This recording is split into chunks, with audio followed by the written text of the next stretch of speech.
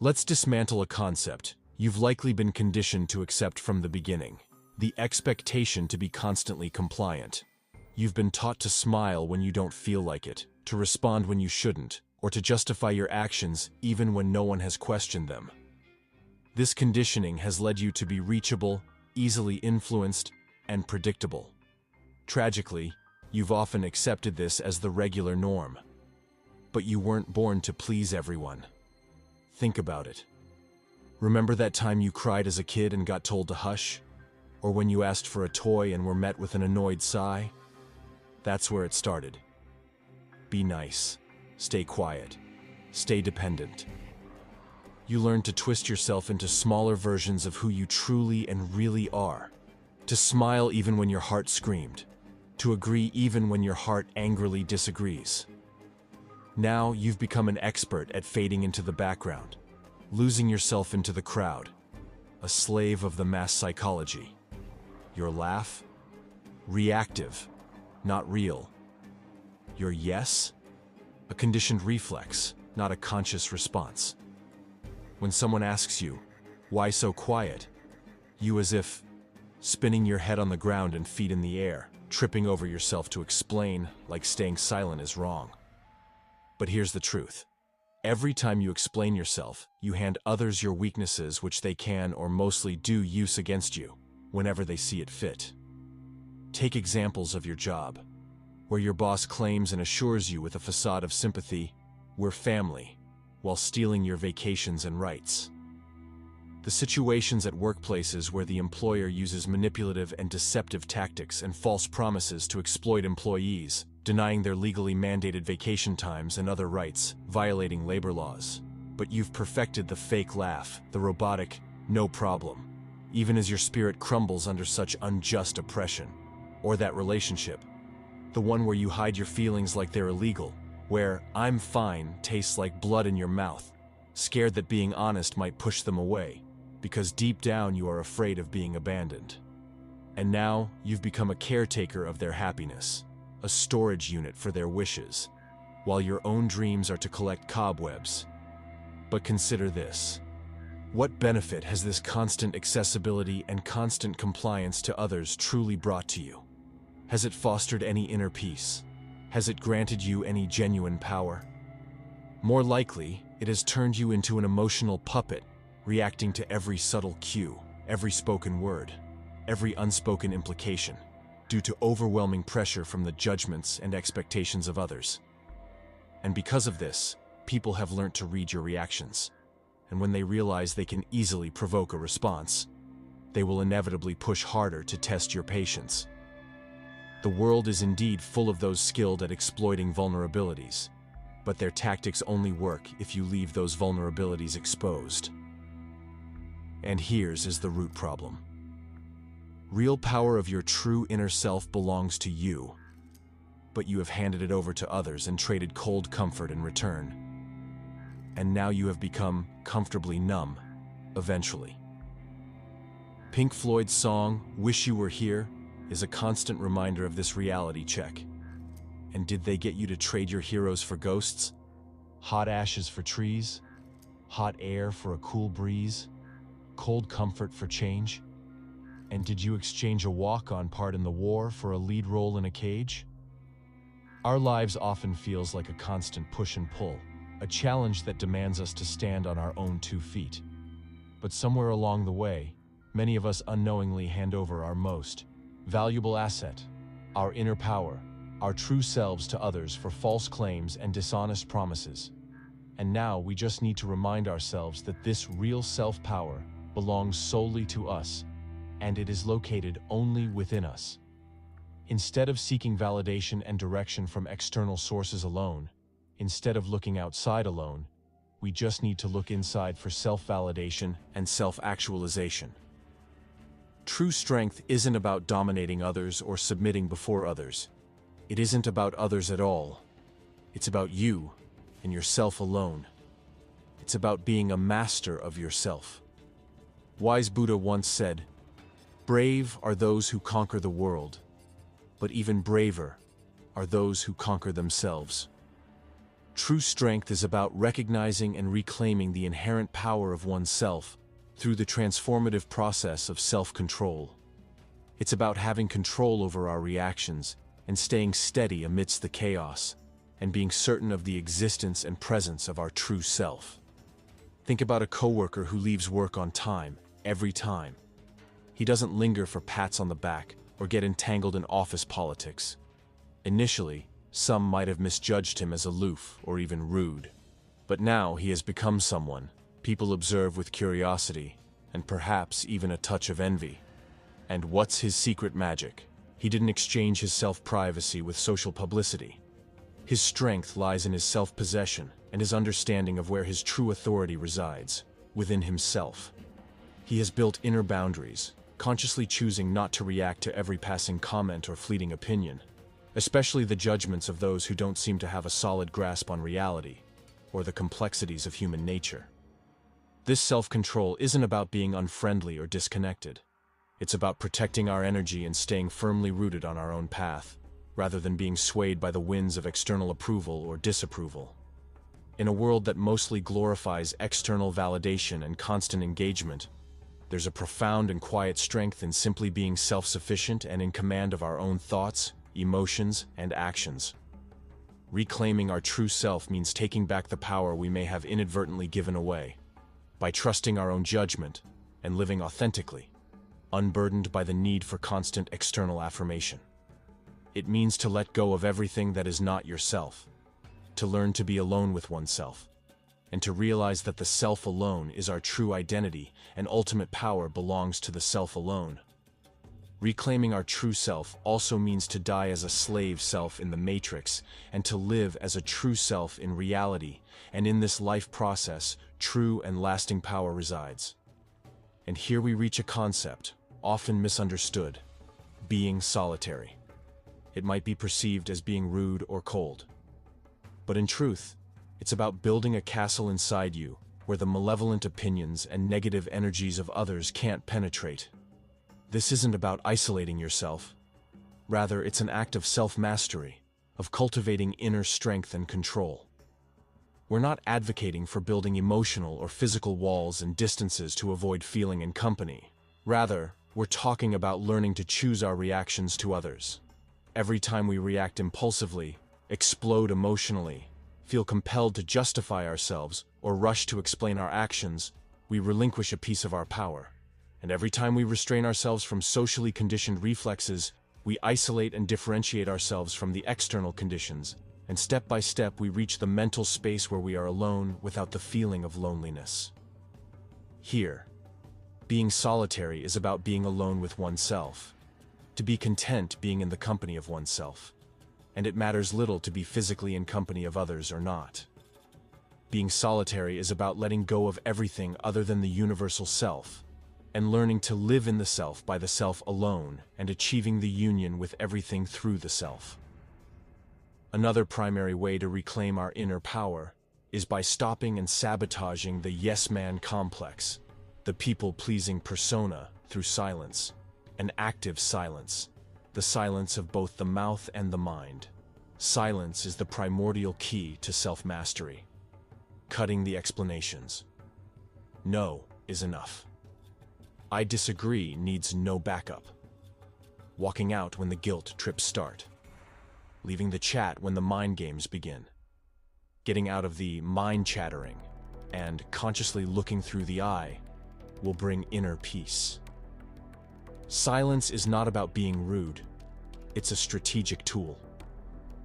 Have you ever observed those who command attention effortlessly upon entering a room?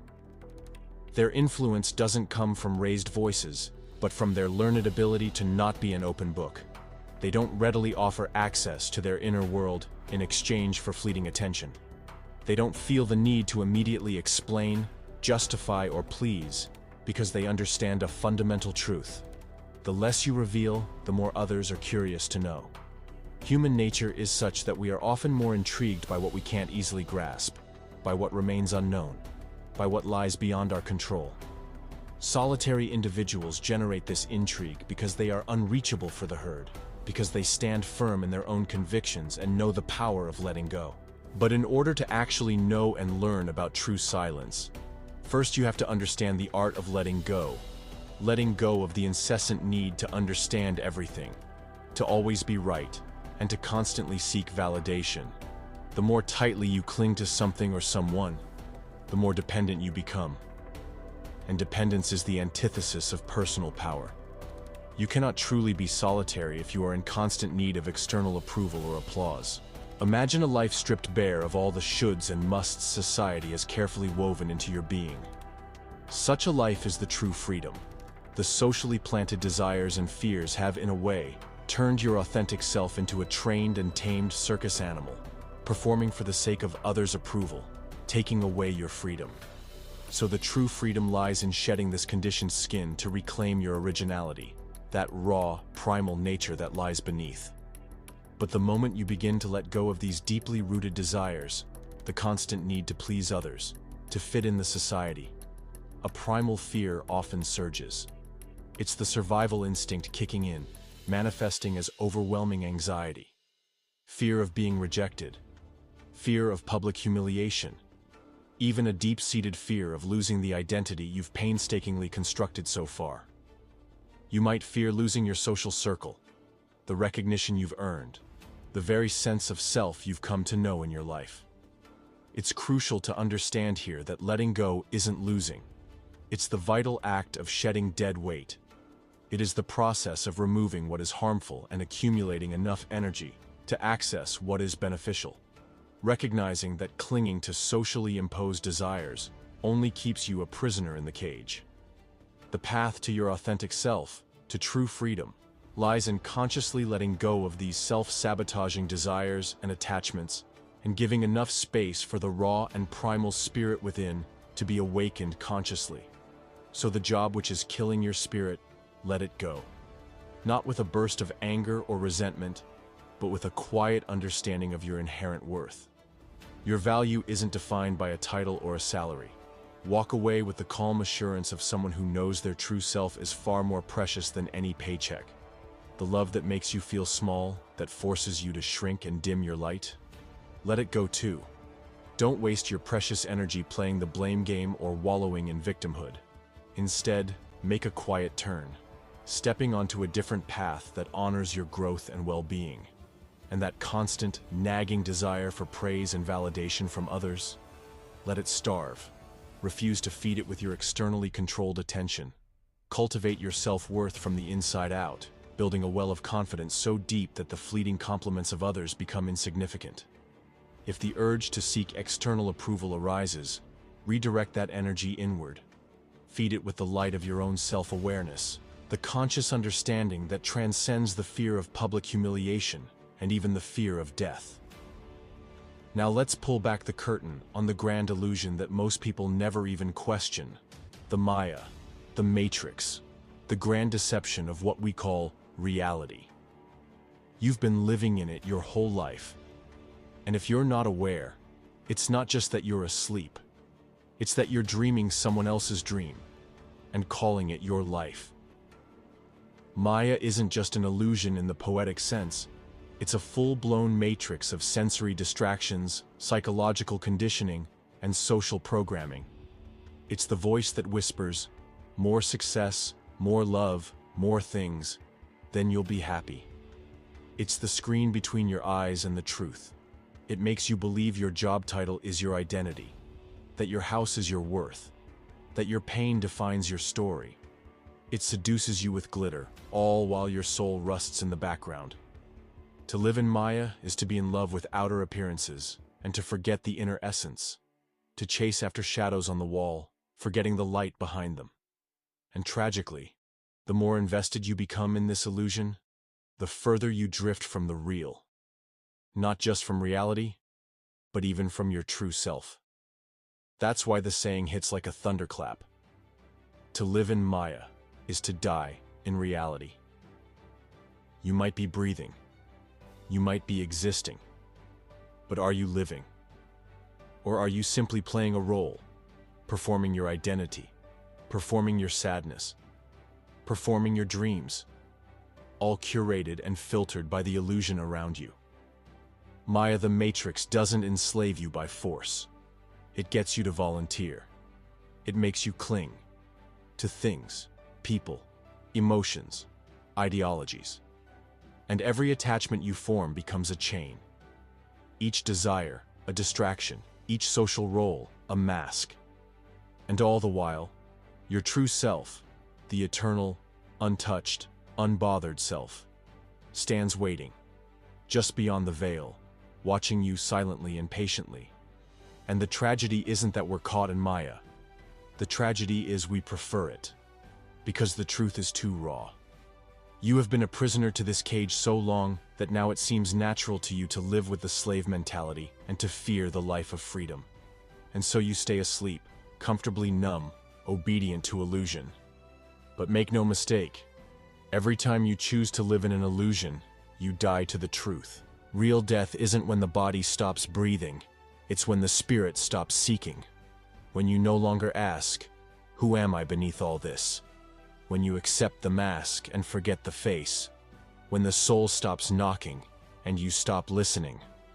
A wise master once said, "People have gone crazy. Now they fear the death of their physical bodies and not the death of their hearts." And yet, there is a way out. There always is. But it doesn't lie in doing more. It lies in undoing, letting go, detaching from what you've been told to chase, turning inward, practicing silence, observing without reacting, being in the world, but not of it, dismantling the theater one illusion at a time until only the naked, radiant truth remains, not outside, but within. So ask yourself, have you mistaken the scenery for the path, the projection for the source? Are you clinging to the surface and missing the depths? Because real living isn't about how much you have, how much you show, or how loud your voice echoes in the illusion. It's about how deeply you can sit in silence and still know who you are. It's about dying to Maya so that you can finally live in truth. Letting go of not only the snares and traps of illusionary Maya, but also the desire for it. Letting go of what drains our spirit and embrace the enduring strength that comes from knowing our own value. Letting go of the need to constantly explain yourself is a powerful act of self-liberation. We are not bound by an obligation to justify every decision we make or provide a never-ending stream of reasons to protect our inner tranquility. This urge to explain often stems from a deep-seated desire for external validation, a need to be understood and accepted by others. However, psychologically, this pursuit can be exhausting and ultimately futile. Consider this. Those who are quick to pass judgment have frequently already made their viewpoints in their minds. Their inquiries are often not genuine attempts to understand your perspective, but rather veiled attempts to find evidence that confirms their pre-existing biases. Engaging in lengthy explanations with such individuals is often an exercise in futility, a pouring of your energy into a vessel that is already full with preconceived notions. You are essentially fueling their narratives by giving their judgments more weight than they deserve. So instead of getting caught in this cycle of justification, we need to practice the art of letting go, releasing the need to convince everyone of our worth. Our value is inherent and doesn't require external ratification. By ceasing the need to explain, we reclaim our energy and mental space. This form of letting go is an act of self-trust, a recognition that our inner peace is far more valuable than the fleeting approval of those who are determined to misunderstand us. And maybe, by now, you have questions. Maybe some thoughts stirred inside you that don't quite settle yet. That's not just okay. It's necessary. Raising questions is not a sign of weakness. It's a mark of an awakened mind. Who am I without the need to be validated? Have I been spending more energy defending myself than discovering myself? These are the kinds of questions worth asking. And this is a space where such voices are not only heard, they're honored. Because here, we don't fear the voice that questions. We welcome it. Here, your voice is not lost in the noise. It becomes part of the conversation. So speak and let's reflect together. Share what rose in your heart. And until we meet again, don't forget to keep an eye on yourself, because that's what this is all about.